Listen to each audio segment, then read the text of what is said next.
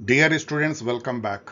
My second term जो FY UGP के student हैं, मुझे पता है कि आप लोग कितनी बेचैनी से इन वीडियोस का इंतज़ार कर रहे हैं और आपको ये भी पता है कि मैं किन एग्ज़ाम्स में, जो कम्पिटिटिव एग्ज़ाम में, आप भी एक समय में ऐसे एग्ज़ाम देंगे, UGC net and CUET PG UG, उसमें इतना बिजी था कि मैं नहीं बना पाया हूँ आपके जो कोर सिलेबस है उसकी वीडियो। लेकिन आज वो मैं शुरू कर रहा हूं और मुझे आशा है कि ऑफ कोर्स बहुत डिफिकल्ट है। जुलाई में मुझे बताया गया कि DU का एग्जाम है, लेकिन मैं कोशिश करूंगा कि मोस्ट ऑफ द टॉपिक जो मैं अनकवर्ड है, जो पिछले सिलेबस से चेंज है, उसको जरूर कुछ ना कुछ आपको तो मैं बता दूंगा, ये मैं प्रॉमिस करता हूं। सो आज हम लोग क्या चर्चा कर रहे हैं कि कंपैरेटिव पॉलिटिक्स का मैं सेकंड लेक्चर ले रहा हूं। फर्स्ट लेक्चर आपने देखा होगा इंट्रो में, वहां पे अप्रोचेस, मतलब हम कैसे जो है कंपैरिजन करते हैं, क्या हमारा मेथड, टूल, अप्रोच होता है। अप्रोच मतलब क्या है, किसी भी प्रॉब्लम को किस तरीके से आप जो है टैकल करते हैं, आपका एक तरह का पर्सपेक्टिव क्या है, आप कौन सा मॉडल यूज करते हैं, कौन सा आप जो है रास्ता लेते हैं, उसको किस तरीके से समझते हैं। अप्रोच यही होता है। तो जब थ्योरी में अप्रोच जब हम कहते हैं, तो एक तरीके से थ्योरेटिकल अप्रोच का मतलब ये होता है पर्सपेक्टिव, मतलब एक पर्टिकुलर नजरिए से जब आप किसी चीज को समझने की कोशिश करते हैं। ये नजरिया इस वीडियो में जो डिस्कस हो रही है वो है इंस्टीट्यूशन के नजरिए से। इंस्टीट्यूशन क्या है, क्यों इंस्टीट्यूशन मैटर करता है पॉलिटिकल साइंस में, और कैसे इंस्टीट्यूशन के नजरिए से हम कंपैरेटिव पॉलिटिक्स करते हैं या कंपेयर करते हैं पॉलिटिक्स को, पॉलिटिकल फिनोमेना को, पॉलिटिकल सिस्टम को। ये चीजें जो है उसको इंस्टीट्यूशनलिज्म कहलाता है या इंस्टीट्यूशनल अप्रोच कहलाता है टू कंपैरेटिव पॉलिटिक्स। इसके जैसा आप देख सकते हैं कि दो वेरिएंट जो है बहुत ही कॉमन है, जो डिस्कशन करते हैं, सभी स्टूडेंट को जानना चाहिए। एक है ट्रेडिशनल, मतलब ओल्ड इंस्टीट्यूशनलिज्म, और दूसरा है न्यू इंस्टीट्यूशनलिज्म। ओल्ड जो है जमाने से आया है। आप एरिस्टोटल के टाइम से आप सोच सकते हैं कि जब उन्होंने 158 कॉन्स्टिट्यूशन का और स्टेट का कंपैरिजन किया, तो वहां पे उन्होंने इंस्टीट्यूशनल अप्रोच अपनाया। वहां से लेके मैकियावेली से लेके और मॉडर्न काल तक जो है वो, जो कई थिंकर्स ने जो इसको अपनाया, इंस्टीट्यूशनलिज्म को अपनाया। अब जो न्यू है वो 1984 में आता है, जो कि एक अलग तरीके से उसी इंस्टीट्यूशनलिज्म को रीपैकेज करता है, नए साइंटिफिक वे में, बिहेवियरल रिवॉल्यूशन को लेके, फैक्ट्स ऑब्जर्वेशन को लेके, पॉजिटिविस्ट एपिस्टिमोलॉजी से। अब ये वर्ड यदि आपको टफ लग रहा हो तो आगे आप समझेंगे मैं जो कह रहा हूं, उस तरीके समझ लीजिए मॉडर्न वे में एक रीपैकेजिंग न्यू इंस्टीट्यूशन। इसी को चर्चा इस वीडियो में हम लोग कर रहे हैं। Late us begin. ये सेकेंड सेमेस्टर FY UGP के कंपैरेटिव पॉलिटिक्स कोर जो सब्जेक्ट है उसके लिए ये वीडियो बनाई गई है। अब यहाँ पे आपको मैं सिचुएट करना चाहता हूँ कि हम लोग कहाँ पे हैं और मैं क्या करने जा रहा हूँ। देखिए, ये जो सिलेबस है, दो स्लाइड में मैंने दिया है। अंडरस्टैंडिंग कंपैरेटिव पॉलिटिक्स पे मैंने बना चुका है, मतलब इस पे हम लोग बना चुके हैं वीडियो, और ये खत्म हो गया है।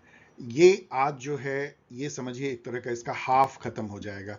मतलब ये बेसिकली इस पे आज ये वीडियो है, और ये जो तीन हैं इस पे थोड़ी सी और रोशनी जो है अगले वीडियो में डालेंगे। मतलब यहाँ पे मैं कंपेयर कर रहा हूँ ट्रेडिशनल क्या है, न्यू क्या है, दोनों में क्या फर्क है, और बेसिक की इंस्टीट्यूशनलिज्म क्या है, जो मैंने थोड़ा सा अभी आपको हिंट भी दिया।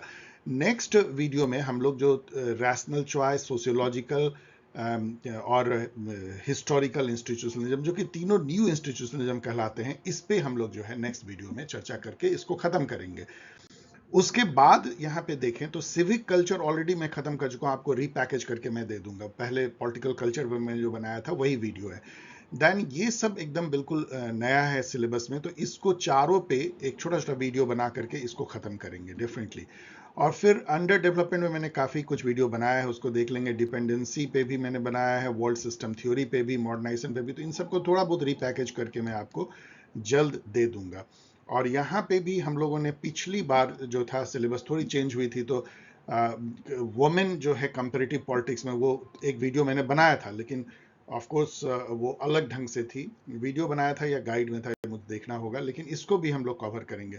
तो अच्छा खासा है कवर करने के लायक, और मुझे आशा है कि जुलाई के थर्ड वीक तक हम लोग कुछ ना कुछ इस पे कर लेंगे। अब जो है हम लोग चलिए शुरुआत करते हैं कि ये पूरा जो जो वीडियो है वो क्या, मतलब कि पैकेज लेके आया है, क्या आपको बताने की कोशिश हम कर रहे हैं। सबसे पहले जो है हम एक जिस्ट के थ्रू, एक बहुत लंबा सा मतलब रिकॉर्डिंग है जिसमें कि जिस्ट जो है पूरे ही इस वीडियो लेक्चर का वहां पे दी जाएगी कि इंस्टीट्यूशनलिज्म होता क्या है, इंस्टीट्यूशन क्या होता है, ओल्ड वर्सेस न्यू क्या है, और हिस्टोरिकल इंस्टीट्यूशनलिज्म जो कि नए आप में इंट्रोड्यूस किए गए उसका भी थोड़ा सा विवरण आपको इसमें दी जाएगी। देन उसके बाद इंस्टीट्यूशन, अब डिटेल में जो है इंस्टीट्यूशन क्या है, क्यों इंस्टीट्यूशन मैटर करता है पॉलिटिकल साइंस के लिए, इंस्टीट्यूशन वर्सेज ऑर्गेनाइजेशन, क्योंकि आपके मन में हमेशा रहता है कि मेरा कॉलेज तो इस ऑर्गेनाइजेशन है, स्कूल ऑर्गेनाइजेशन है, तो उसका क्या नाता है इंस्टीट्यूशन ऑर्गेनाइजेशन का, और इंस्टीट्यूशनलिज्म कहते किसको किसको है, और फिर क्रक्स पे आते हैं कि ओल्ड वर्सेज न्यू इंस्टीट्यूशनलिज्म क्या है, दोनों में कंपेयर करते हैं। और फिर जो नेक्स्ट वीडियो है उसकी आपको एक झलक देते हैं कि 3 strands of new institutionalism. Of course उसमें आप देखेंगे तो आपको हिस्टोरिकल नहीं मिल करके स्ट्रक्चरल मिलेगा, लेकिन वो एक दूसरे से मिलता भी है, लेकिन फिर नए वीडियो जो आएंगे उसमें हम हिस्टोरिकल पे भी आपको थोड़ी बहुत एक दो स्लाइड आपको बता देंगे। बाकी जो दो जो रैशनल चॉइस हैं, सोशियोलॉजिकल या कल्चरल, वो तो बिल्कुल बताएंगे ही। एंड देन सबसे इंटरेस्टिंग आपको लगेगा और आपको जानना भी चाहिए एग्जाम पॉइंट ऑफ व्यू से कि कौन थिंकर्स जिन्होंने ओल्ड और न्यू दोनों में अलग अलग, मैंने 2 स्लाइड में दिया है, जिन्होंने कंट्रीब्यूट किया है institutionalism as an approach to comparative politics. So now let us begin this lecture.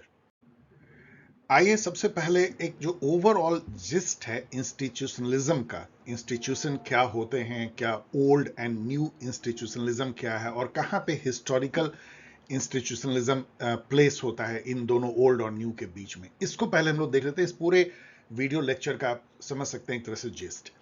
सबसे पहले डियर स्टूडेंट, इस इंस्टीट्यूशन क्या है ये पहले समझिए सोशल साइंस के व्यू पॉइंट से। आपको लगता होगा आपका कॉलेज एक इंस्टीट्यूशन है, आप कहते हैं ये इंस्टीट्यूशन ऑफ प्रोमिनेंस है, इंस्टीट्यूशन ऑफ नेशनल इंपॉर्टेंस है, तो आपको पता है कि school, college and judiciary, legislature, court, कचहरी, आर्मी, पुलिस, गवर्नमेंट, ये सब इंस्टीट्यूशन है। आपको ये इंट्यूटिवली और ऐसे भी आपको पता है, लेकिन समझिए कि इंस्टीट्यूशन को फॉर्मली कैसे डिफाइन किया जाता है। मैंने यहां पे जो लिखा आप देखिए, बेसिकली ये क्या है, इंस्टीट्यूशन सोशल साइंस में वो रूल्स हैं, वो नॉर्म्स हैं, वो बिलीफ्स हैं, वो वैल्यूज हैं जो इंस्टीट्यूशनलाइज हो गए हैं। अब आपको लगेगा ये मैं क्या बोल रहा हूं, मतलब एक लाइन में समझिए, ऐसे रूल्स जीवन जीने के जो कि हजारों सालों में या सैकड़ों सालों में एक क्रिस्टलाइज हो गए, जो हम इंटरनलाइज हो जाते हैं, हम वैसा करते हैं। जैसे देखिए इंडिया में जो ड्रेस कोड है वो हम कैसे पहनते हैं, हम मैरिज में कैसे बिहेव करते हैं, फैमिली में कैसे बिहेव करते हैं, दोस्तों के साथ जब जाते हैं हम लोग तो सोशल में विश कैसे करते हैं, लैंग्वेज इटसेल्फ जो हम बोली बोलते हैं, ये सब जो है इंस्टीट्यूशन है। सो इंस्टीट्यूशंस आर फॉर्मल और इनफॉर्मल, दोनों हो सकते हैं। Rules, codes, conventions, norms, established practices that shape individual behavior, हमारे बिहेवियर को वो गाइड करता है, हम उसको एज ए हैबिट हम यूज करते हैं, इंटरनलाइज हो जाते हैं उन rule, codes, conventions, norm, practices, belief, value system से, and they structure the relationship between individual. उसी से हमारा इवन जैसे कास्ट सिस्टम जो है एक तरह का इंस्टीट्यूशन है, तो वो और उस तरह के लैंग्वेज, हमारा जो वे ऑफ लाइफ है, थिंकिंग है, जो सोशल इंटरेक्शन का तरीका है, वो सब स्ट्रक्चर करता है, पैटर्न करता है हमारे रिलेशनशिप को between individuals in various units in polity and economy. हम इकोनॉमी में कैसे बिहेव करते हैं, हम पॉलिटिक्स में कैसे बिहेव करते हैं, लीडर और लेड पीपल के बीच का रिलेशन, जो पॉलिटिकल एक्टर्स के बीच का रिलेशन, लोगों का जो पॉलिटिकल ओरिएंटेशन, जिसको पॉलिटिकल कल्चर कहते हैं, ये सब जो है वो इंस्टीट्यूशन से गाइडेड होता है। सो इंस्टीट्यूशन एक लाइन में फिर से कहें तो वो रूल्स, नॉर्म्स, बिहेवियर है जो इंस्टीट्यूशनलाइज्ड हो गए हैं, जो क्रिस्टलाइज्ड हो गए हैं, जो एक तरह से ऐसे हो गए हैं एक पर्टिकुलर समाज में कि सभी जो व्यक्ति जो वहां जीते हैं वो उनको बिना सोचे समझे यूज करते हैं। जैसे हम हैबिट यूज करते हैं, हंच यूज करते हैं, रूल ऑफ थंब यूज करते हैं, वो हमारा एक तरह का गाइडिंग प्रिंसिपल बन जाता है जीवन जीने का और एक दूसरे से रिलेशन एस्टैब्लिश करने का। उसी के अंदर हम लोग जो है अपने रिलेशन को समझते हैं, अपने आइडेंटिटी को समझते हैं, और हम लोग स्ट्रक्चर करते हैं अपने रिलेशन को, चाहे वो इकोनॉमी हो चाहे पॉलिटी हो। This is institution. अब आपको लगता होगा कि अरे ये तो बहुत अजीब सा डेफिनेशन है, ये तो ऑर्गेनाइजेशन से नहीं मिलता है। तो जो ऑर्गेनाइजेशन होते हैं like school, college, judiciary, legislature, वो सब एक पर्टिकुलर जो रूल जो इंस्टीट्यूशनलाइज हो गया है उसका एक जस्ट जरिया है, एक मैकेनिज्म है उसको प्रोसेस करने का। आप जरा सोच के देखिए, लेजिस्लेचर क्या है? जो कॉन्स्टिट्यूशन के अनुसार जो रूल है लेजिस्लेचर का, जस्ट उसको जो है एक पूरा करने का या प्रोसेस करने का और उसके थ्रू जो है पॉलिटिक्स करने का एक जरिया भर तो है लेजिस्लेचर। और क्या है? कोई मकान बिल्डिंग वो नहीं है, वो पर्टिकुलरली वो रूल्स हैं जो इंस्टीट्यूशनलाइज हो गए, कॉन्स्टिट्यूशनलिज्म। उसी तरीके स्कूल क्या है? आपको एक रूल, एक नॉर्म, एक पर्टिकुलर टाइप का बिहेवियर पैटर्न को जस्ट करने वाला, पूरा करने वाला जो है एक हार्ड या कह लीजिए एक रूपक के तौर पे जो है एक बिल्डिंग है, सेट ऑफ पीपल हैं। लेकिन आप देखेंगे तो क्या है? वो एक पर्टिकुलर जो रूल्स जो स्कूल में टीचर, स्टूडेंट और कैसे जो है पेडागॉगी होगी उसको पूरा करने का बस एक जरिया भरी तो है organisation. So organisations are nothing but they are the medium or mechanism to give way to or manifest the rules which have been institutionalized। उस रूल को एक्सप्रेस करने का और उस रूल से आउटकम या पॉलिसीज निकालने का या कुछ बना लेने का, जैसे विद्या प्राप्त कर लेने का, जुडिशरी जस्टिस को डिलीवर करने का, बस एक मैकेनिज्म भर है organisation. So institutions are rule which have been institutionalised. Why institution matter? अब आप समझ सकते हैं क्यों। उससे पहले देखिए हार्ड एंड सॉफ्ट यदि इंस्टीट्यूशन देखें तो हार्ड इंस्टीट्यूशन वो है जो कि फॉर्मल रूल्स पर ज्यादा फोकस करता है, जैसे कि legislature, judiciary, executive, army, police, law, कानून जो फॉर्मल हैं, जो जो जो लिख करके स्टैट्यूट में दिए गए हैं, कॉन्स्टिट्यूशंस एंड ऑल। जबकि सॉफ्ट जो इंस्टीट्यूशंस होते हैं वो ऐसे रूल नॉर्म्स हैं जो फॉर्मल नहीं है, इनफॉर्मल है, लाइक ड्रेस कोड है, लैंग्वेज है, सोशल बिहेवियर है, उस टाइप की जो है वो इनफॉर्मल है। आप इवन मैरिज है, हमारी फैमिली है, या social kind of social capital है, सोशल नेटवर्किंग है, उस टाइप के जो इंस्टीट्यूशंस हैं वो सॉफ्ट इंस्टीट्यूशंस हैं, जो कि कानूनी नहीं है, जो लीगल फॉर्मल नहीं है। और जो फॉर्मल है वो आप समझ सकते हैं, जो लीगलिस्टिक फॉर्मलिस्टिक हैं, जो किताबों में लिखे हुए हैं, रूल रेगुलेशन के अनुसार है, जो मैंने आपको बताया। अब इन दोनों का अलग अलग ऑर्गेनाइजेशन भी होगा। यदि सॉफ्ट इंस्टीट्यूशन के ऑर्गेनाइजेशन आप देखेंगे तो फैमिली जो है, मैरिज है, सोशल किनशिप बेस्ड है, उस टाइप के जो ऑर्गेनाइजेशन है वो सॉफ्ट इंस्टीट्यूशन का ऑर्गेनाइजेशन। और हार्ड का देखेंगे तो जुडिशरी है, आर्मी है, लेजिस्लेचर है, पुलिस है, कोर्ट है, कचहरी है, गवर्नमेंट इटसेल्फ है, वो सब जो है हार्ड फॉर्मल इंस्टीट्यूशन के ऑर्गेनाइजेशन है। अब है कि इंस्टीट्यूशन क्यों मैटर करता है? इसलिए मैटर करता है कि एक इंडिविजुअल पॉलिटिकल एक्टर जो डिसीजन लेता है, जिससे कि सब कुछ मैटर करता है, और एक कॉमन सेटअप में सभी जब मिलकर कलेक्टिव डिसीजन लेते हैं तब भी मैटर करता है, क्योंकि individual he actually set of actors हैं जो कि कलेक्टिव डिसीजन भी लेते हैं। इसलिए मैटर करता है कि institution constrain, affect and shape behaviour of the individuals. जो इंडिविजुअल हैं उनके बिहेवियर को वो कंस्ट्रेन भी करता है, मतलब एक बाउंड्री खींचता है कि इसके बाहर आप नहीं बिहेव कर सकते हैं, क्या अप्रोप्रिएट बिहेवियर है वो भी उसके बाहर आप नहीं जा सकते हैं। वो अफेक्ट करता है आपके बिहेवियर को दिस वे और दैट वे, और शेप करता है आपके बिहेवियर को। इस चूंकि ये आपके इंडिविजुअल के बिहेवियर को इस तरीके से अफेक्ट करता है, इसीलिए इंस्टीट्यूशन मैटर करता है पॉलिटिकल साइंस में। सबसे इंपॉर्टेंट ये। अब इसको दो पार्ट में हम बांटते हैं, ओल्ड और न्यू।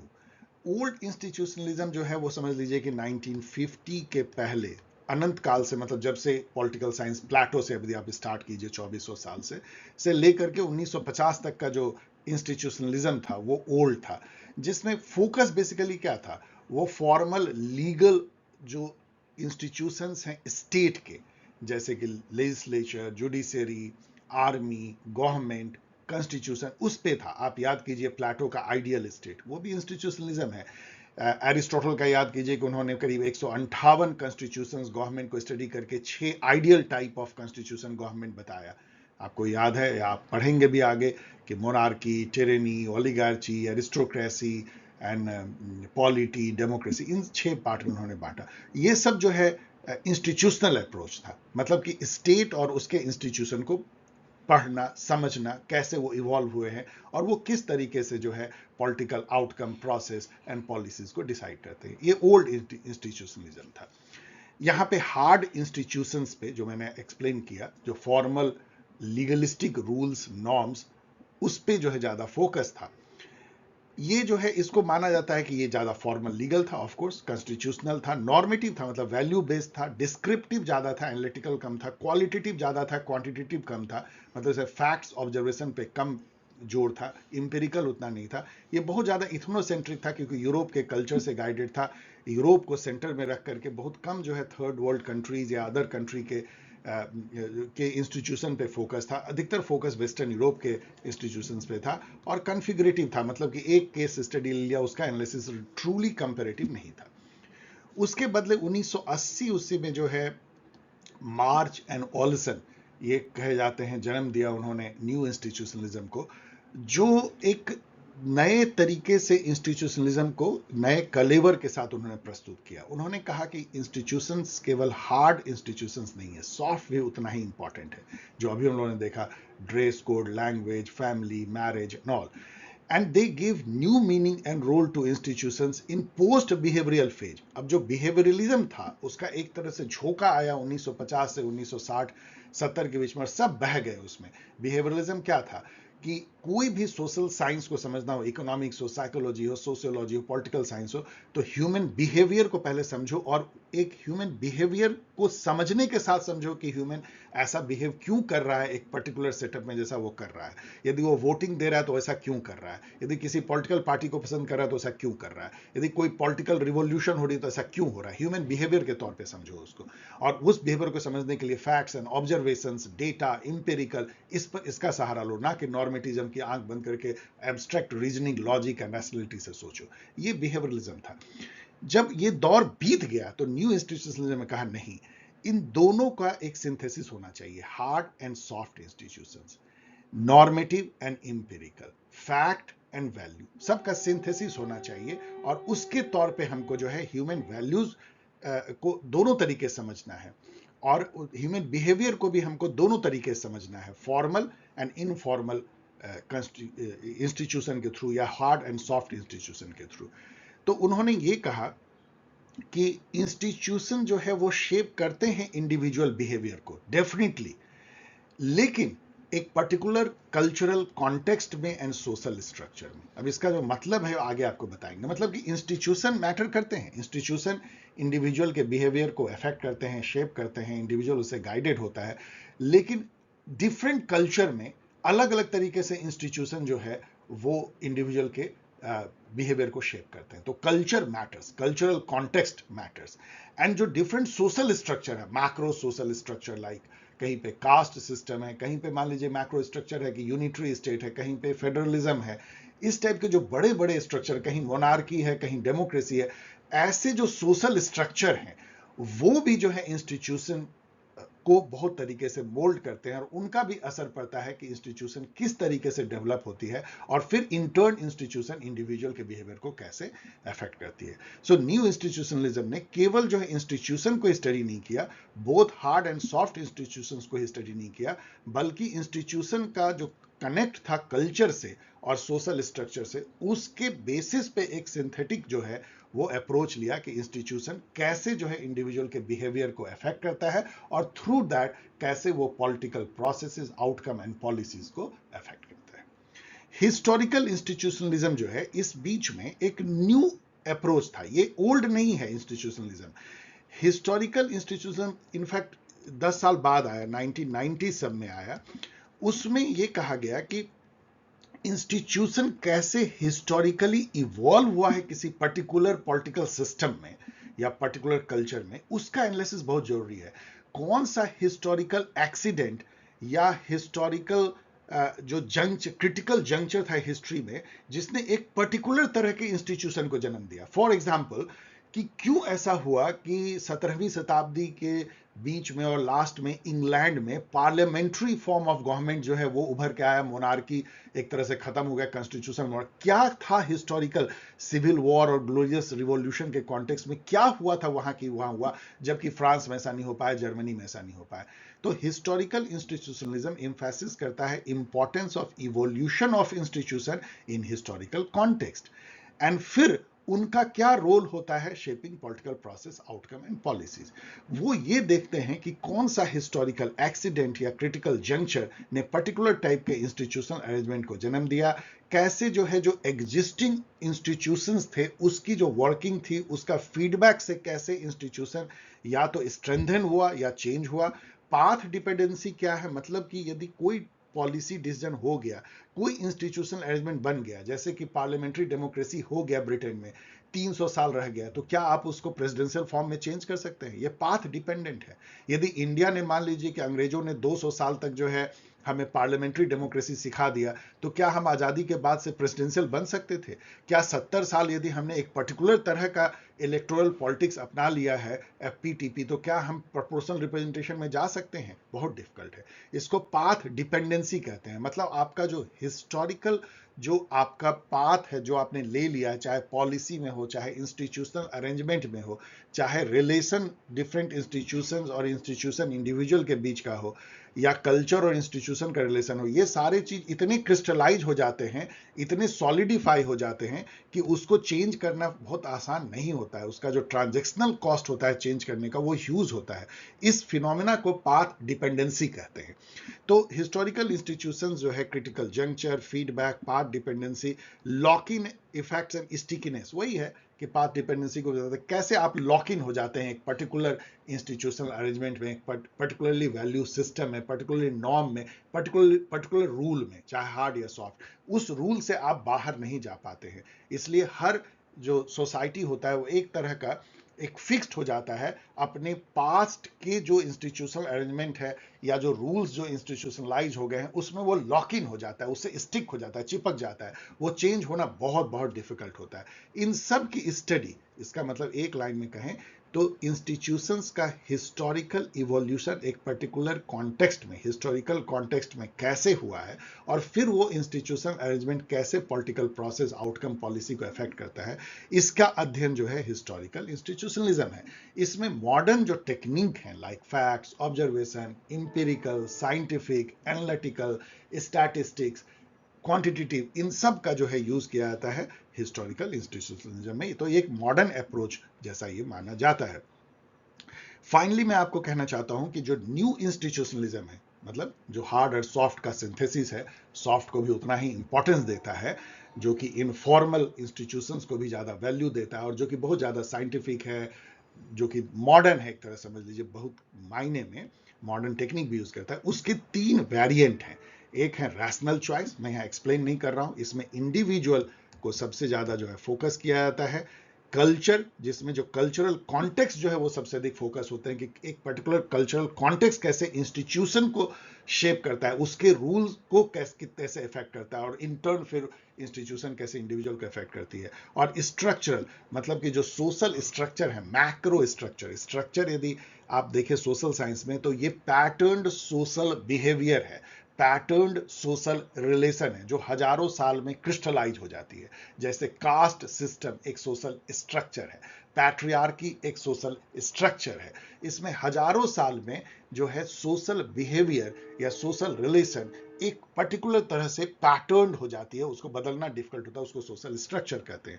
तो स्ट्रक्चर अप्रोच ये कहता है कि जो मैक्रो सोशल स्ट्रक्चर है वो कैसे इंस्टीट्यूशन को इफेक्ट करता है, और इंटर्न इंस्टीट्यूशन का जो स्ट्रक्चरल अरेंजमेंट है वो कैसे इंडिविजुअल को इफेक्ट करता है, और ये सब मिलकर के कैसे political outcome, political processes, outcome and policies को इफेक्ट करते हैं। तो 3 है, rational choice, cultural and structural. तो ये 3 न्यू इंस्टीट्यूशनलिज्म है। अब डियर स्टूडेंट, इसमें जो अधिकतर स्लाइड हैं वो मैंने ऑलरेडी जो रिकॉर्ड किया हुआ है, जो कि पहले भी था पहले के सिलेबस में, उसको मैंने सीधा यहाँ पे दे दिया है। लेकिन जहां जहां मुझे लगेगा कि न्यू सिलेबस से उसको अलाइन करना है, जैसे हिस्टोरिकल इंस्टीट्यूशंस, उस पर मैं थोड़ी फोकस कर दूंगा। इससे ये वीडियो तेजी से जो है बन जाएगा, इसलिए ये आपको इस तरह से रिकास्ट मैंने किया है। आइए अब समझें कि इंस्टीट्यूशन क्या है। इंट्यूटिवली आपको पता होगा, आप कई बार यूज करते होंगे इंस्टीट्यूशन ऑर्गेनाइजेशन के तौर पे।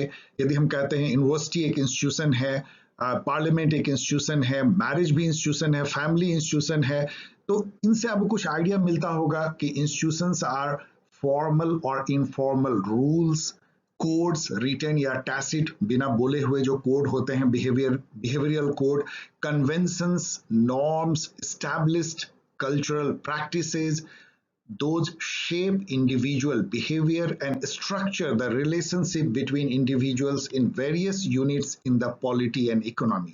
ये जो एक लंबा सेंटेंस है, इसका मीनिंग, इसके मायने बहुत सिंपल हैं कि इंस्टीट्यूशन जो है वो सब लिखा गया या unwritten rule, codes, convention, norm है जो हमारे बिहेवियर को पैटर्न करता है, जिस तरह से हम जो सोसाइटी में एक दूसरे से बिहेव करते हैं और कैसे रिलेशनशिप मेंटेन करते हैं, कैसे अपने को हम ऑर्गेनाइज करते हैं, इन सब का जो एक रूल या कोड या कन्वेंशन है वो इंस्टीट्यूशन है।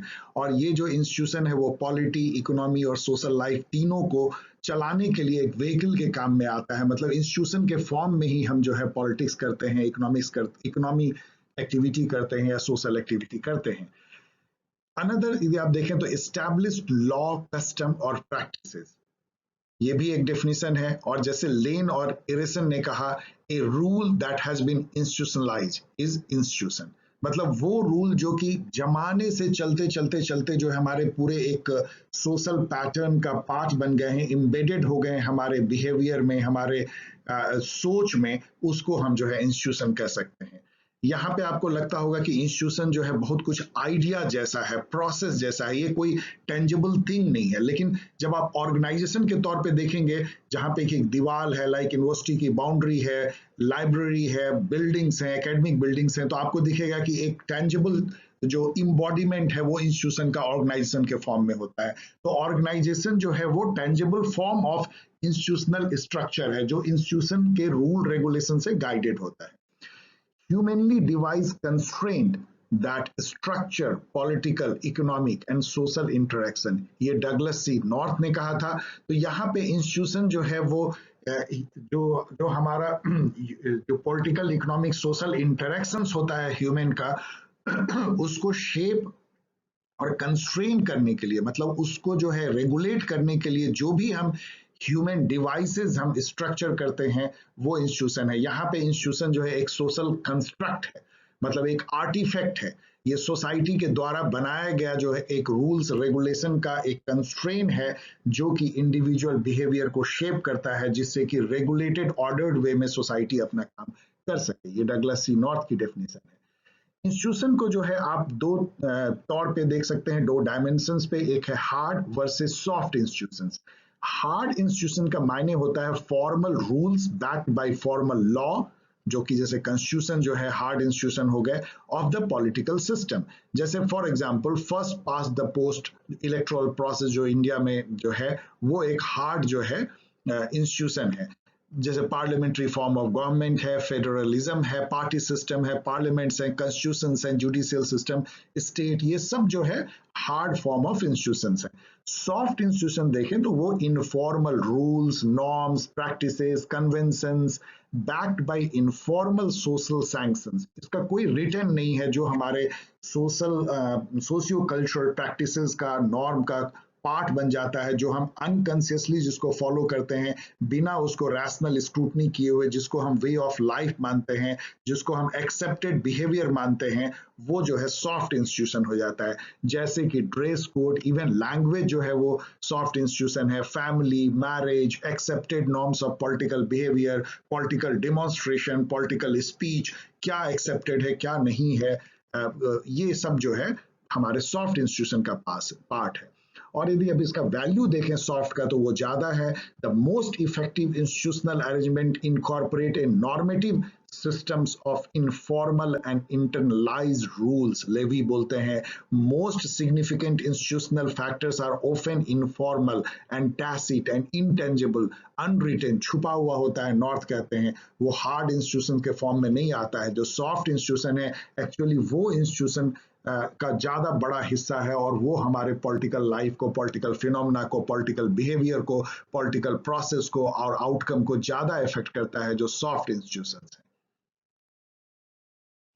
Why and how institutions matter, ये बहुत ऑब्वियस है। जो इंस्टीट्यूशन का आपने डेफिनेशन देखा, politics is constructed in the form of institutional structure. In fact हम जो पॉलिटिकल अरेंजमेंट जो करते हैं, जिस तरह से पॉलिटिकल ऑर्गेनाइजेशंस बनाते हैं या पॉलिटिकल एक्टिविटी करते हैं, वो पूरा इंस्टीट्यूशनल स्ट्रक्चर के साए में ही होता है। Institutions are the vehicles through which the practices of politics is transmitted. यही वो समझिए कि वाहक है जिससे कि हम जो है पॉलिटिक्स को जो है हम ट्रांसमिट करते हैं, हम प्रैक्टिस करते हैं। Institutions matter because they constrain and shape behaviors of individual.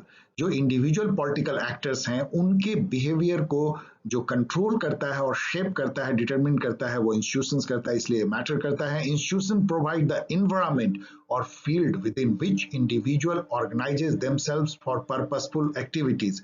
तो समझिए जो इंडिविजुअल का जो पॉलिटिकल ऑर्गेनाइजेशन है वो इंस्टीट्यूशनल एनवायरनमेंट या फील्ड में जो है इंस्टीट्यूशन ही उसको जो है ओवर आर्किंग एनवायरनमेंट देता है या फील्ड देता है जिसमें वो फंक्शन करते हैं। Institutions mediate between the socio economic structures, जो जैसे कि क्लास एंड कास्ट सिस्टम, जो इसको माइक्रो स्ट्रक्चर आप कह सकते हैं सोसाइटी का, और सोशियो पॉलिटिकल कल्चर जो लॉ कस्टम नॉर्म्स हैं इसके, और इंडिविजुअल मतलब स्ट्रक्चर सोशियो पॉलिटिकल कल्चर और इंडिविजुअल्स के बीच में इंस्टीट्यूशन मेडिएट करता है। ये एक मिडिल रेंज जो है थ्योरी है या मिडिल रेंज एक सिस्टम है जिसके ऊपर में स्ट्रक्चर है, सुपर स्ट्रक्चर है, लॉ कस्टम नॉर्म्स या जिसको सोशियो पॉलिटिकल कल्चर बोलते हैं, और सबसे नीचे में इंडिविजुअल है। इन सब को जो मेडिएट करता है वो इंस्टीट्यूशन होता है, इसलिए इंस्टीट्यूशन मैटर करता है। जो अभी हम डिस्कस कर रहे थे उसको इस ढंग से आप देखिए कि टॉप में जो है सोशियो इकोनॉमिक स्ट्रक्चर है, for example capitalism, caste system India में जैसे है, या क्लास सिस्टम जो वेस्टर्न सोसाइटी में है, नेशन स्टेट, ये सब जो लार्जर जो सोशियो इकोनॉमिक स्ट्रक्चर है which is guided by the modes of production, जो मार्क्स बोलते हैं कि forces and modes of production decide the economic structure, जिसको वो बेस भी कहते हैं। और इसके बगल में यदि आप देखें तो जो क्लाउड में मैंने दिखाया है world of ideas, belief, values, norms, tradition, practices, जिसको आप सोशियो कल्चरल ट्रेडिशंस कह सकते हैं या सुपर स्ट्रक्चर कह सकते हैं। ये जो सुपर स्ट्रक्चर है मार्क्स के अनुसार वो बेस से जो है इंटरेक्ट करता है। इनफैक्ट मार्क्स के अनुसार ये जो सोशियो इकोनॉमिक स्ट्रक्चर हैं वो जो है सुपर स्ट्रक्चर को बनाते हैं।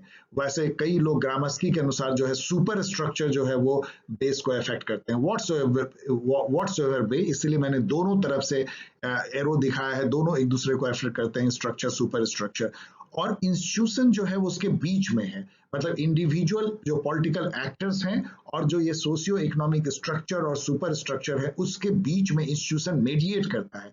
इनफैक्ट ये कैस्केडिंग इफेक्ट है, जो स्ट्रक्चर का जो इम्पैक्ट पड़ता है इंडिविजुअल पे वो थ्रू इंस्टीट्यूशन पड़ता है, जो कल्चर का जो इफेक्ट पड़ता है इंडिविजुअल का वो इंस्टीट्यूशन के थ्रू पड़ता है, क्योंकि इंस्टीट्यूशन जो है वो स्ट्रक्चर से गाइडेड होते हैं और वो कल्चरल प्रैक्टिसेस को इम्बॉडी करते हैं, इनफैक्ट रिफ्लेक्ट करते हैं। जो सोशियो पॉलिटिकल कल्चर होता है उसको इंस्टीट्यूशन एक तरह से अपने ऊपर धारण करते हैं और वो इंडिविजुअल को जो है अपने में इम्बेड करते हैं। तो इंडिविजुअल पे जो भी असर होता है वो इंस्टीट्यूशन के थ्रू होता है, इसलिए इसको मिडिल रेंज थ्योरी भी कहते हैं।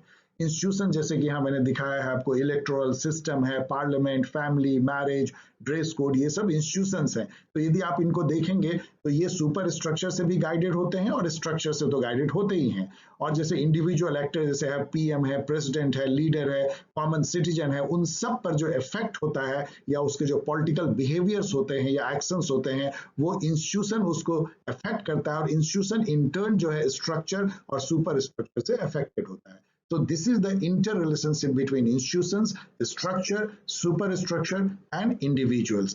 तो फिर से एक बार देखिए तो institution mediate between the socio-economic structure, socio-political superstructure and individual political actors. Institution और ऑर्गेनाइजेशन को कई लोग सिनोनिमसली यूज करते हैं, सोचते हैं कि दोनों एक ही चीज है। मैंने आपको जैसे बताया, आप सोचते होंगे कि आपकी जो कॉलेज है या यूनिवर्सिटी है वो एक इंस्टीट्यूशन है और ये एक ऑर्गेनाइजेशन भी है, तो क्या फर्क है दोनों में? Institution can be defined as anything from formal organizational arrangements to forms of pattern behavior operating through roles, rules, norms, conventions, practices, codes and all, जो हमने कहा। तो इस मायने में देखेंगे तो इंस्टीट्यूशन जो है वो एक लार्जर जो ब्रॉडर इन स्कोप है and have more wider sets of institutional arrangements है then those of organisation. Organisation in fact institutions के रूल नॉर्म्स के साय में काम करता है, वो उसका एक तरह का हार्ड इंस्टीट्यूशंस का रूप है ऑर्गेनाइजेशन। तो इंस्टीट्यूशंस वर्क एज फील्ड और environment in which organization function. Organizations are best seen as nested within and shaped by wider institutional arrangements. जो सोसाइटी के वाइडर इंस्टीट्यूशनल अरेंजमेंट्स होते हैं उसके अंडर में ऑर्गेनाइजेशन जो है वो काम करते हैं। ऑर्गेनाइजेशन बहुत टेंजिबल होता है, उसमें जो ऑर्गेनाइजेशनल मेंबर जो होते हैं वो इंस्टीट्यूशनल नॉर्म, रूल, कोड्स और कस्टम या बिहेवियर से बंधे होते हैं। ऑर्गेनाइजेशन खुद जो है वो इंस्टीट्यूशनल नॉर्म से बंधा हुआ होता है। तो ऑर्गेनाइजेशन को आप इंस्टीट्यूशन के अंदर काम करता हुआ एंटिटी समझ सकते हैं। Organizations are a response to the institutional structure of societies. Douglas C North के अनुसार organisation itself are the response to the institutional structure of the society. तो इंस्टीट्यूशनल स्ट्रक्चर को इम्प्लीमेंट करने के लिए ऑर्गेनाइजेशन होते हैं। Both organizations and institutions affect and change each other. जैसे एग्जाम्पल लीजिए, एक पॉलिटिकल पार्टी है लाइक बीजेपी, वो जो है एक ऑर्गेनाइजेशन है, लेकिन इंडिया का जो इलेक्टोरल सिस्टम है जैसे फर्स्ट पास द पोस्ट है या कॉम्पिटिटिव या डेमोक्रेटिक इलेक्टोरल सिस्टम है, वो जो है एक इंस्टीट्यूशन है, उसके अंदर में बहुत सारे पार्टी काम करते हैं like Congress party, BJP and many others. तो ये डिफरेंस है ऑर्गेनाइजेशन और इंस्टीट्यूशन में। अब आप देखिए कि मान लीजिए बीजेपी अभी जो है सत्ता में है, तो वो चाहे तो वो जो है इलेक्टोरल सिस्टम को बदल सकती है। कल को बीजेपी जो है वो कॉन्स्टिट्यूशन को चेंज करके बोलेगी कि ओके हम फर्स्ट पास द पोस्ट नहीं, अब जो है प्रोपोर्शनल रिप्रेजेंटेशन को लाते हैं, तो क्या हो जाएगा, इलेक्टोरल सिस्टम बदल जाएगा। तो इस तरह से ऑर्गेनाइजेशन जो है वो इंस्टीट्यूशनल स्ट्रक्चर को बदल सकती है, और इंस्टीट्यूशनल स्ट्रक्चर तो डेफिनेटली ऑर्गेनाइजेशन को हमेशा अफेक्ट करता रहता है। तो दोनों एक दूसरे को चेंज करते हैं, अफेक्ट करते हैं। एक और एग्जाम्पल लीजिए, जैसे कि मॉनेटरी पॉलिसी सिस्टम जो है एक इंस्टीट्यूशन है, और रिजर्व बैंक ऑफ इंडिया उसके अंदर में एक ऑर्गेनाइजेशन है। पैट्रियार्की जो है एक इंस्टीट्यूशन है, और एक पर्टिकुलर फैमिली जो फॉलो करती है नॉर्म्स ऑफ पैट्रियार्की एक ऑर्गेनाइजेशन है। तो इस तरह से आप ऑर्गेनाइजेशन और इंस्टीट्यूशन के अंतर को समझ सकते हैं। अब आइए देखें कि इंस्टीट्यूशनलिज्म क्या है। जब ISM लग जाता है इंस्टीट्यूशनलिज्म, तो ये क्या हो जाता है, studying, observing and analysing politics from the institutional perspective. अब जब हम इंस्टीट्यूशनल फ्रेमवर्क से या इंस्टीट्यूशनल के चश्मे से, इंस्टीट्यूशन के चश्मे से, इंस्टीट्यूशन के नजरिए से या इंस्टीट्यूशनल फिनोमिना को यूज करके जब हम पॉलिटिक्स को समझने की कोशिश करते हैं, एनालिसिस करते हैं, तो इसको इंस्टीट्यूशनलिज्म बोलते हैं। Assumption that institution matters because it shapes political behavior and hence political processes and outcomes. मतलब इस एजम्पशन को भी कि इंस्टीट्यूशन पॉलिटिक्स में मैटर करता है क्योंकि ये इंडिविजुअल बिहेवियर को अफेक्ट करता है, शेप करता है, और उसके थ्रू ये पॉलिटिकल प्रोसेस और आउटकम को अफेक्ट करता है। तो ये एजम्पशन पे जब बेस्ड हम पॉलिटिकल एनालिसिस करते हैं तो वो भी इंस्टीट्यूशनलिज्म है। Studying origin, maintenance and changes in the institution, किसी भी कंट्री का या किसी भी कल्चर का जो इंस्टीट्यूशन है वो कैसे जन्म लेता है, कैसे वो बनाए रखता है ऑर्डर, कैसे वो फंक्शन करता है और कैसे बदलता है टाइम के साथ, इसकी स्टडी भी इंस्टीट्यूशनलिज्म है। Comparing institutions and institutional arrangements in different nations, regions, cultures to understand the political, ये भी इंस्टीट्यूशनलिज्म है। जो फाइनल जो मैंने बोला वो कंपैरेटिव पॉलिटिक्स में कैसे हम इंस्टीट्यूशन को यूज करते हैं, या institutionalism as an approach to comparative politics, वो भी इंस्टीट्यूशनलिज्म है। ओल्ड वर्सेस न्यू इंस्टीट्यूशनलिज्म, ये एग्जामिनेशन पॉइंट ऑफ व्यू से बहुत इंपॉर्टेंट है, आपको पूछा जा सकता है। यहाँ पे ये समझना जरूरी है कि ओल्ड जब हम लगाते हैं तो इंस्टीट्यूशनलिज्म जो है पॉलिटिक्स को समझने के लिए सबसे पुराना अप्रोच रहा है। प्लेटो के टाइम से, एरिस्टोटल के टाइम से, फिर मॉन्टेस्क, टॉकवेल, और उसके बाद कई ऑथर्स ने जो है इसको यूज किया है। तो वो उसको हम ओल्ड इसलिए कहते हैं कि 1950s में एक ब्रेक आता है, जब बिहेवियरल रिवॉल्यूशन का बहाव आता है, तो जो इंस्टीट्यूशनलिज्म जो कि सबसे इंपॉर्टेंट था, जिसको हम बोलते थे कि whatever pertains to state is matter of politics, मतलब पॉलिटिक्स है ही स्टडी ऑफ स्टेट। और जब भी हम पॉलिटिक्स की स्टडी करते थे, जैसा मैंने आपको बताया, तो हम इंस्टीट्यूशन की स्टडी करते थे, वो एक तरह से डेड जैसा हो गया।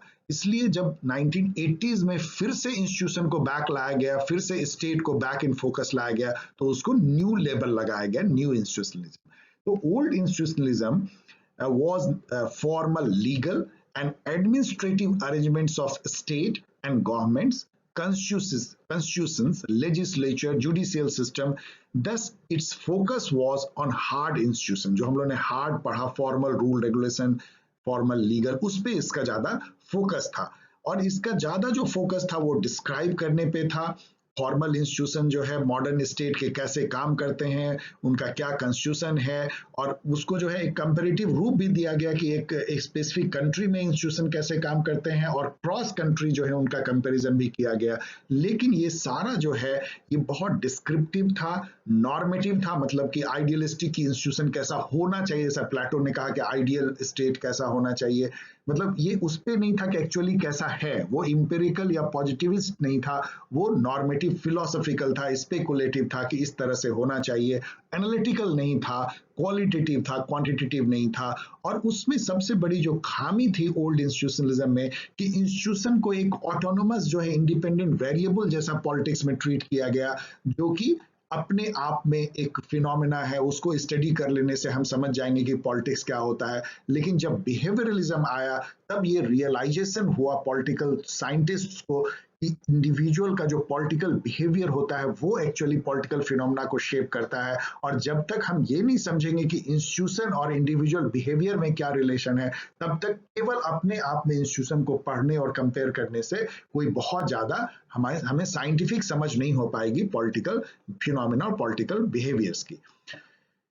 तो इसके परिप्रेक्ष्य में यदि आप न्यू इंस्टीट्यूशनलिज्म को देखिए तो वो जो ओल्ड इंस्टीट्यूशनलिज्म की खामी थी उसको पूरा करने के लिए एक तरह से रिस्पॉन्स था पोस्ट बिहेवियरल फेज में 1980 से जो शुरू होता है। आपको पता होना चाहिए कि 1950s और 60s में बिहेवियरल मूवमेंट शुरू हुआ जिसको पॉजिटिविस्ट बोलते हैं। उसमें एक पूरा एक बहाव चला कि पॉलिटिकल साइंस जो है नेचुरल साइंस की तरह जो है एक्सपेरिमेंटल साइंटिफिक होना चाहिए, थ्योरी बिल्डिंग होनी चाहिए, जिसमें कि इंडिविजुअल्स का जो पॉलिटिकल बिहेवियर है उसको ऑब्जर्व करके जो है फैक्चुअल वे में जो है उसको ऑब्जर्व करना और उसके बेसिस पे जो है पॉलिटिकल फिनोमेना को समझने की कोशिश करने का एक जो प्रयास था वो पॉलिटिकल, जिसमें कि फैक्ट्स को ज्यादा वैल्यूज के ऊपर तरजीह दी गई, जहां पे इंपेरिकल जो है पॉलिटिकल थ्योरी को नॉर्मेटिव की जगह पे ज्यादा प्रेफरेंस दिया गया। और जब ये बहाव खत्म हुआ तब जाके लोगों को रियलाइज हुआ कि फैक्ट और वैल्यू दोनों मिल के होने चाहिए, नॉर्मेटिव और इंपेरिकल दोनों ही जो है पॉलिटिकल साइंस के लिए इंपॉर्टेंट है। उस टाइम में जो है न्यू इंस्टीट्यूशन जब आता है as a response to the post behavioural phase. So what it was, it focused on both hard and soft institutions. तो दोनों को इसने मर्ज किया। It linked institutions to macro socio economic structure, जो मैंने आपको बताया कि ऊपर में जो overarching socio economic structure जैसे क्लास और कास्ट स्ट्रक्चर, उसको on one hand and individual behaviour on other hand. तो इसने एक तरह से सबको लिंक कर दिया, मतलब जो मैक्रो स्ट्रक्चर है, जो सुपर स्ट्रक्चर सोशियो पॉलिटिकल है, और जो इंडिविजुअल बिहेवियर एक्शंस है, उसको इन सबको इसने मेडिएट किया, लिंक किया। It gave new meaning and role to institutions in post-behavioral phase, bringing institution back into focus. Synthesis of institutionalism to behavioralism, दोनों को synthesize कर दिया। How institutions shape individual behavior and therefore political processes and outcome, इस पर focus हो गया। Instead of description or normative evaluation of the institution, the focus of new institutionalism is more oriented towards explanation, analysis, and explicit theory building. New institutionalism raises central theme of agency structure debate. ये मैं यहाँ पे केवल आपको एक hint दे रहा हूँ कि इस पे भी आप सोचिए। स्ट्रक्चर और एजेंसी का डिबेट पॉलिटिक्स में बहुत बड़ा है, सोशल साइंस में बहुत बड़ा है। स्ट्रक्चर आपको जैसा मैंने बताया, कास्ट स्ट्रक्चर है, क्लास स्ट्रक्चर है। और एजेंसी जो है वो इंडिविजुअल का जो अपना उद्यम है, जो एक आदमी अपनी ताकत से जो कुछ करता है, जो डिसाइड करता है, जिससे वो कुछ परिवर्तन लाता है। कई लोगों का ये मानना है कि स्ट्रक्चर जो है वो डिटरमिन करता है इंडिविजुअल के फेट को, एक्शन को, बिहेवियर को। अपने आप में इंडिविजुअल क्या है? कुछ नहीं है, पुतला है वो। जो उस समय कैसे कास्ट स्ट्रक्चर में कोई यदि फंसा हुआ है, एम्बेड है, तो उसका अपनी कुछ नहीं चलेगी। लेकिन आपने देखा है कि कैसे अंबेडकर जी ने जो है वो दलित कास्ट में पैदा होकर के उन्होंने कितना बड़ा परिवर्तन लाया। गांधी जी ने जो है वो एक पर्टिकुलर कास्ट में पैदा हुए, पर्टिकुलर क्षेत्र में पैदा हुए, लेकिन पूरी दुनिया में उन्होंने जो है अपनी फिलॉसफी को का लोहा मनवाया। तो ये जो एजेंसी, इंडिविजुअल एजेंसी चेंजेस लाती है, वो परिवर्तन लाती है, वो डिसाइड करती है फेट पॉलिटिकल, या जो सुपर आर्किंग स्ट्रक्चर है, जो सोशियो कल्चरल, जो ओवर आर्किंग जो हमारा सुपर स्ट्रक्चर है, वो मतलब डिटरमिन करता है इंडिविजुअल के फेट को। इस पर जो है बहुत डिबेट होती है, और न्यू इंस्टीट्यूशनलिज्म में इस डिबेट को एक और हवा दी, क्योंकि ये दोनों स्ट्रक्चर एजेंसी के बीच में मेडिएट करती है। तो this is the old versus new institutionalism. ये स्लाइड केवल मैंने रिपीट करने के लिए दिया है, जिससे एग्जामिनेशन में आप ओल्ड वर्सेस न्यू इंस्टीट्यूशनलिज्म को और अच्छे से जो है कंपेयर कर सकें, लिख सकें। यदि हम ओल्ड को देखें तो studying institution as a distinct autonomous political entity, मतलब इंडिपेंडेंट वेरिएबल के तौर पे, जबकि new institutionalism study institutions in relation to individual behaviour and macro, जिसको कि माइक्रो आप फिनोमेना कह सकते हैं, individual behaviour, and societal structure, जिसको मैक्रो फिनोमेना कह सकते हैं, एंड अदर इंस्टीट्यूशंस। तो ये इंस्टीट्यूशन को दूसरे अदर इंस्टीट्यूशंस के इंटर रिलेशन में स्टडी करती है। ये मैक्रो सोसाइटल स्ट्रक्चर और इंडिविजुअल जो पॉलिटिकल बिहेवियर होता है एक्टर्स का, उस सब के बीच में इंस्टीट्यूशन को रख करके जो है स्टडी करती है, अपने आप में इंडिपेंडेंट वेरिएबल के तौर पे नहीं। ओल्ड जो है वो formal, legal, descriptive, normative, philosophical, speculative और हिस्टोरिकल था, जबकि न्यू जो है वो ज्यादा एनालिटिकल, एक्सप्लेनेटरी और इंपेरिकल है। Old में focus was less on explanatory theory or hypothesis, जबकि इसमें focus is more oriented towards explanation and explicit theory building. Old में focus was more on hard rules and formal organizations, जबकि यहाँ पे दोनों को जो है मिक्स करता है। Much wider definition of institution includes soft rule and informal organization. Old में it was confined mostly to studying liberal democratic institutions of West, इसलिए ये highly ethnocentric था। जबकि न्यू जो है it is much wider in geographical spread, attempt to study institutions in its own socio-cultural context। यहाँ पे जो है setting या context matter, ये उसको अपने ही socio-cultural context में institution को study करता है। ओल्ड में it was considered as traditional approach to comparative politics, जबकि ये एक मॉडर्न अप्रोच है कंपेरेटिव पॉलिटिक्स का। इट वॉज, एंड जो ओल्ड में जो है it drew concepts from philosophy, law और हिस्ट्री, जबकि न्यू जो है वो बहुत ज्यादा इंटरडिसिप्लिनरी है। It drew insights from economics, जो आपने देखेंगे रैशनल चॉइस थ्योरी में, economics, psychology, cultural anthropology, sociology and history. And old में finally there was no systematic cross country or cross cultural comparison, जबकि new में it has much more comparative focus, comparing institutional settings in different countries and cultures and how they shape political behavior, processes and outcomes. तो दोनों में काफी फर्क है, जिसको आप एग्जामिनेशन में बहुत आसानी से लिख। आइए इस स्लाइड में हम लोग थ्री न्यू इंस्टीट्यूशनलिज्म जो टाइप्स हैं, जो सिलेबस में है, उसकी हम लोग एक थोड़ी सी ओवरव्यू चर्चा कर लेते हैं, फिर एक एक करके देखेंगे। जैसा मैंने आपको बताया कि 8-9 टाइप के न्यू इंस्टीट्यूशनलिज्म आइडेंटिफाई किए गए हैं, जिसमें से 3 आपके सिलेबस में है, रैशनल चॉइस, कल्चरल और हिस्टोरिकल। जैसा मैंने पहले बताया कि पिछले सिलेबस में हिस्टोरिकल के बजाय स्ट्रक्चरल था, यहाँ पे हिस्टोरिकल है। अब देखिए एक एक करके देखें नट सेल में क्या है। रैशनल चॉइस जो है मेन स्टे है न्यू इंस्टीट्यूशनलिज्म का, जिसमें यह माना जाता है कि जो institution is composed of rational individual actors. Rational actor किसको कहते हैं? यह इकोनॉमिक्स से लिया गया है। ऐसे एक्टर्स, ऐसे इंडिविजुअल जब बोलते हैं तो आप ये समझ लीजिए कि इसमें फर्म भी आते हैं, जो कंपनीज होते हैं वो भी इंडिविजुअल की तरह बिहेव होते हैं, और इंडिविजुअल तो हैं ही। तो ऐसे इंडिविजुअल जो अपनी यूटिलिटी को या इंटरेस्ट को या प्रेफरेंसेस को ऑलवेज मैक्सिमाइज करना चाहते हैं, वो रैशनल एक्टर होते हैं। और वो दिमाग में जो है उनका कैलकुलेशन चलता रहता है, कॉस्ट बेनिफिट एनालिसिस चलती रहती है हर ऑप्शंस का, और जिसमें उनको लीस्ट कॉस्ट या मैक्सिमम बेनिफिट दिखता है उस ऑप्शन को चुनते हैं, जिससे उनका यूटिलिटी मैक्सिमाइज होता है। इंस्टीट्यूशन ऐसे ही रैशनल एक्टर से बना हुआ होता है।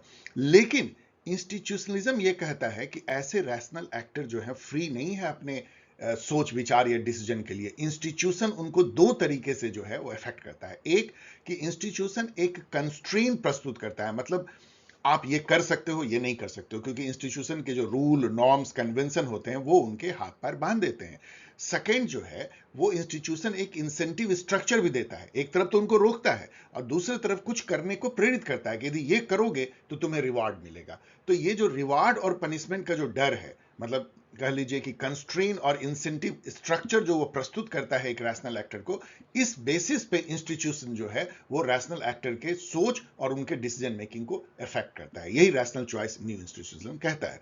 कल्चरल जो इसका स्ट्रैंड है वो एक अलग डायरेक्शन में जाता है। वो कहता है कि इंस्टीट्यूशन जो है ना, वो बेसिकली जो लार्जर सोशियो पॉलिटिकल या सोशियो इकोनॉमिक कल्चर कहिए या सोशियो पॉलिटिकल कल्चर कहिए या इन जनरल कल्चर कहिए, उसको इम्बॉडी करता है। मतलब बेसिकली जो हमारा कल्चर है, ओवर आर्किंग कल्चर है, cultural belief, norms, values, conventions, practices, world view जो है, उसी को इंस्टीट्यूशन एक तरह का उसका माइक्रोकॉज्म हो जाता है। उसी कल्चर को वो जो है मैनिफेस्ट करता है, निरूपित करता है। जैसे मान लीजिए कि जो इंस्टीट्यूशन अफ्रीका में होंगे, वो अफ्रीकन जो वो पर्टिकुलर जो इथनिक मान लीजिए ग्रुप वहां पे है, उनके कल्चर से जो है वो गाइडेड होगा। यदि आप यहाँ इंडिया से जाएंगे तो आपको बहुत कुछ वहां पे अजीब लगेगा कि इंस्टीट्यूशन में बॉस के साथ कैसे बिहेव किया जाता है, वो बहुत अलग होता है।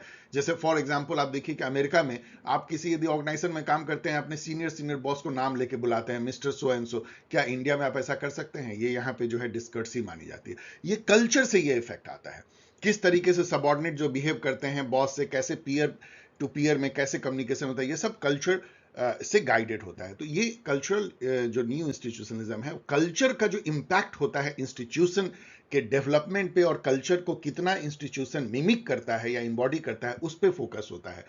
और यहां पे अब ये होता है कि जो इंडिविजुअल हैं वो केवल रैशनल चॉइस पे बिहेव नहीं करते हैं कि हमको यूटिलिटी मैक्सिमाइज हो जाए। यहां पे वो norm of appropriate social behaviour से गाइडेड होते हैं कि क्या एप्रोप्रिएट बिहेवियर है गिवन कल्चरल कॉन्टेक्स्ट में, उस तरह से इंस्टीट्यूशन में जो है इंडिविजुअल बिहेव करते हैं। तो यहां पे जो है norm of appropriate social behaviour लग जाता है।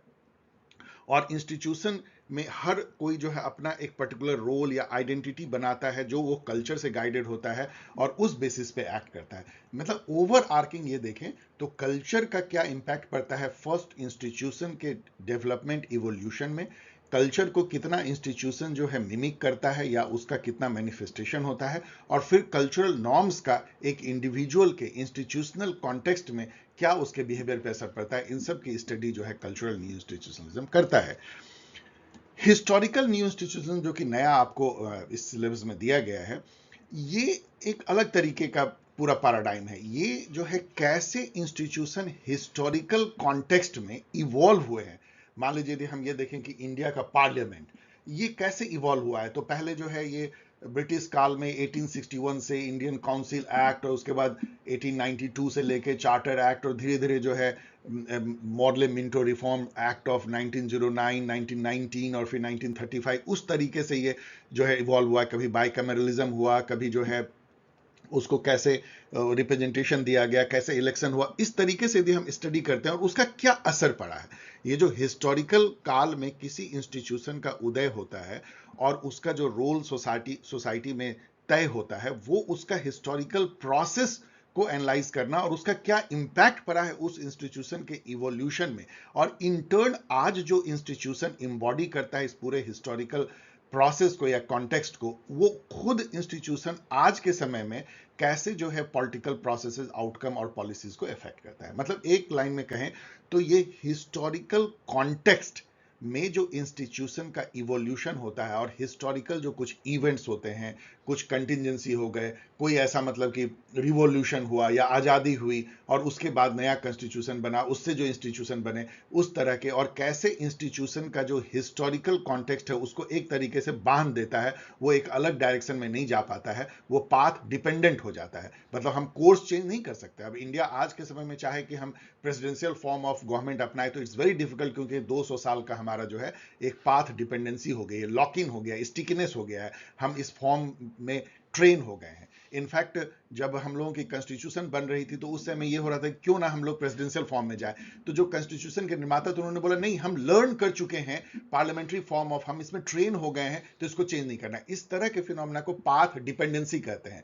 मतलब आप जो है, जो प्रीवियस आपके जो एक आपने रास्ता चुन लिया, तो उस रास्ते में अब आप लौट करके 50 किलोमीटर जा करके दो राहे पे आके दूसरा रास्ता नहीं चुन सकते हैं। तो आपका पाथ तय हो जाता है, उसी में आपको आगे बढ़ना होता है। इंस्टीट्यूशन का भी यही हश्र होता है हिस्टोरिकल कॉन्टेक्स्ट में, कि एक पर्टिकुलर जो है इवोल्यूशन का रास्ता, हिस्टोरिकल इवेंट, कंटिजेंसी उस समय जो होती है, उस समय जो लीडरशिप होता है, उसके बेसिस पे इंस्टीट्यूशन चुन लेता है और उसी पे वो आगे बढ़ता है। फिर उसको चेंज करना बहुत डिफिकल्ट होता है, स्टिक हो जाता है। तो जो हिस्टोरिकल कार में जो क्रिटिकल जंक्चर होते हैं, जैसे इंडिया की आज़ादी, उससे इंस्टीट्यूशन के इवोल्यूशन पे क्या असर पड़ता है, या रिवॉल्यूशन, फीडबैक जो है वो बहुत तरीके का होता है। इंस्टीट्यूशन जो आगे बढ़ता है तो वो उसके जो कंसेक्वेंसेज होते हैं वो भी फीडबैक लूप में आते हैं, और फिर जो दूसरे इंस्टीट्यूशंस भी जो हैं, या खुद जो वो इंस्टीट्यूशंस हैं अपने पास्ट के अनुभव से वो एक फीडबैक लूप में जाता है और वो बंध जाता है अपने ही चक्र में। इसके अलावा जो इंडिविजुअल्स हैं, जो एक्टर्स हैं, उनकी फीडबैक जो है वो इंस्टीट्यूशन को चेंज करती है और इंस्टीट्यूशन की फीडबैक इंडिविजुअल को चेंज करती है। इस तरह से फीडबैक लूप काम करता है।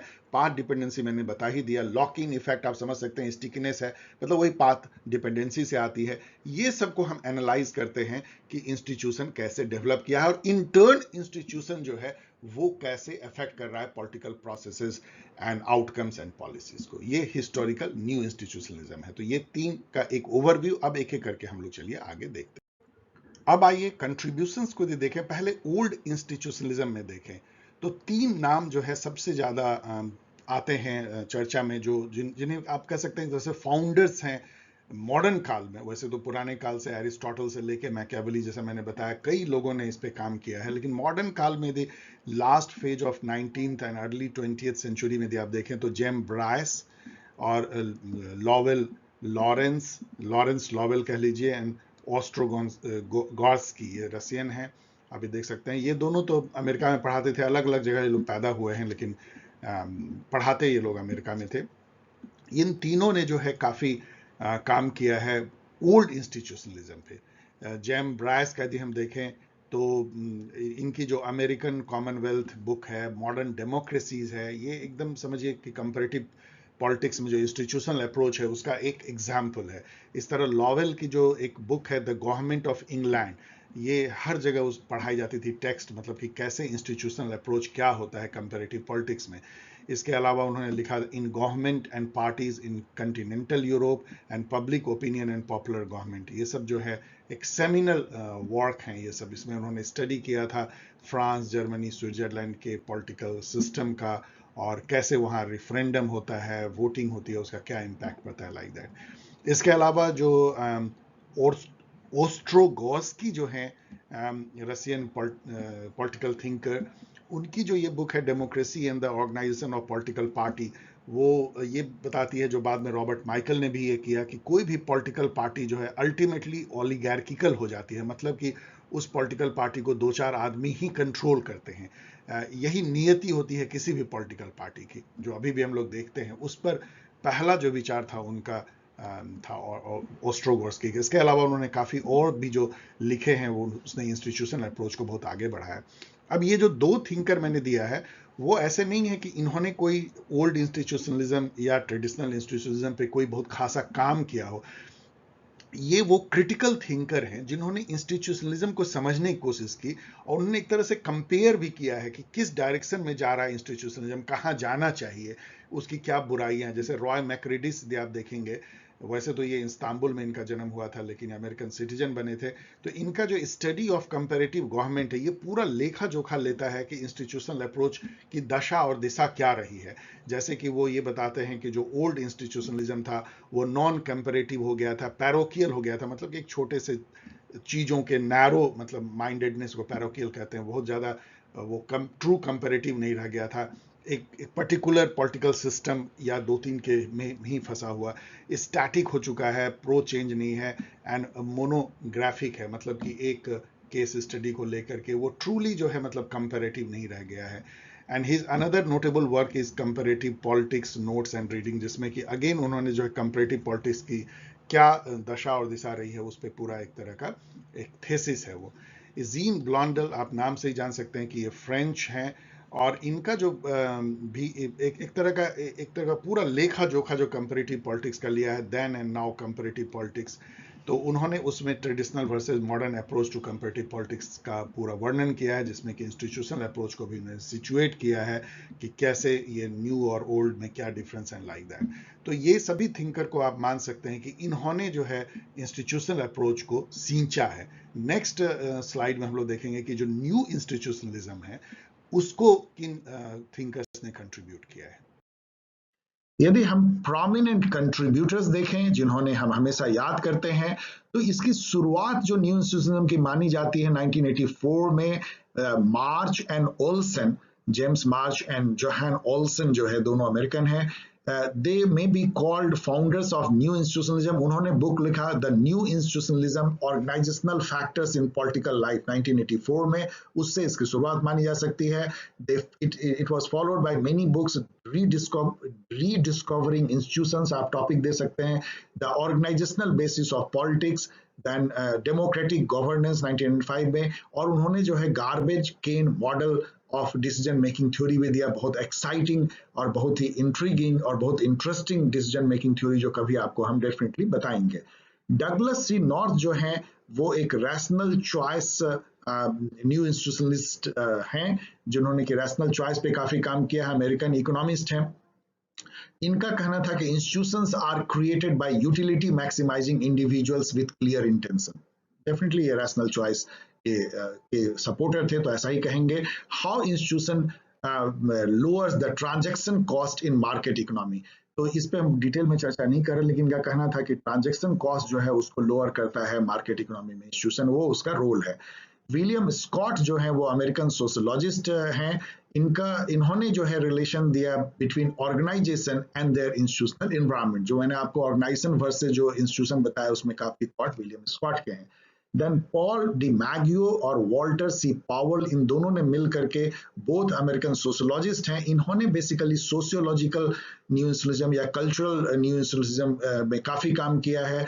इनका कहना है कि belief systems and cultural frames are imposed on and adopted by individual actors and organizations. Thus, roles are for a large part determined by larger structure. They gave theory of institutional isomorphism. मतलब एक बहुत ही interesting theory है जिसमें इनका कहना है कि institution जो है वो कोई बहुत लॉजिकल या इफिशिएंट वे में जो है स्ट्रक्चर नहीं होती है, बल्कि इस तरह से अपने को प्रोजेक्ट करती है या अपने बिहेव करती है जिससे कि वो सोशली जो है लेजिटिमेट हो पाए, जिसको कि लोग एक्सेप्ट कर पाए, चाहे वो इलॉजिकल या इनएफिशिएंट ही क्यों ना हो। इसलिए हर इंस्टीट्यूशन जो है अपने पीयर इंस्टीट्यूशन को देख के उस जैसा ही बिहेव करता है और इंस्टीट्यूशनल आइसोमॉर्फिज्म आ जाती है। एक पूरे इंस्टीट्यूशनल इकोसिस्टम में कोई भी इंस्टीट्यूशन अलग जैसा नहीं दिखता, अलग बिहेव नहीं करता है, क्योंकि सभी जो है ओवर आर्किंग जो सोशल एक्सेप्टेबिलिटी है उससे गाइडेड होने लगते हैं। ये इनका डिमैगियो और पावल की इंटरेस्टिंग थ्योरी है। So, dear students, let us sum up this long discussion. Institutions are rules, norms, conventions, traditions, practices that structure human organization, shape individual behavior, and affect political processes and outcomes. That's why institutions matter. Institutionalism is understanding politics from institutional perspective. Institutionalism has been most important approach to comparative politics since beginning. Aristotle's comparison to constitution of 150 states or Plato's theory of the ideal state, and Montesquieu and Tocqueville and all. However, the old legal, formal, normative, descriptive institutionalism became almost dead on the wake of behavioral revolution in 1950s and 1960s. New institutionalism was a response to behavioralism to bring back the state and the institutions back into focus in 1980s. New institutionalism situate institutions between macro societal structures, socio-cultural superstructure, and individual political actor whose behavior and actions are shaped by the institutions in which individuals are embedded. New institutionalism, in comparison to the old, is more analytical, explanatory, and empirical. It is less ethnocentric, more comparative, and contextual. Three distinct strands or types of new institutionalism are rational choice, cultural, and structural institutionalism. So, thanks for watching. These are the references. Good wishes. Thank you. See you. Okay dear student, thanks for watching and I hope कि आपको ये video पसंद आया होगा। तो आप ज़्यादा ज़्यादा इसको शेयर करें, इसको लाइक करें, कमेंट करें, जिससे कि ये वीडियो पॉपुलर हो, जिससे मेरा पैशन जो है बना रहे। और आपको पता है कि मैं कितनी मुश्किल से टाइम निकाल करके करता हूं, तो उसका सिला केवल ये है कि आप अधिक से अधिक लोगों को शेयर करें। दैट्स ऑल, यही मैं आपसे आशा करता हूं। और यदि आप मेरे एग्जिस्टिंग स्टूडेंट हैं और इस वीडियो को इसलिए देख रहे हैं कि आपको कम्पिटिटिव एग्जाम में फ़ायदा हो, तो आप डाउनलोड कर सकते हैं एग्ज़ाम गाइड, जो यहाँ पे है। अंडर मतलब जितने भी अंडर ग्रेजुएट के जो कोर्स सिलेबस है उनके लिए, और इस तरीके से आप मुझसे रीच कर सकते हैं। मिलेंगे बहुत जल्द फिर एक नई टॉपिक लेकर के। अभी तो हम लोग कंपैरेटिव पॉलिटिक्स पे ही रहेंगे, तो कंपैरेटिव पॉलिटिक्स के एक टॉपिक को लेके मिलते हैं बहुत जल्द। बाय।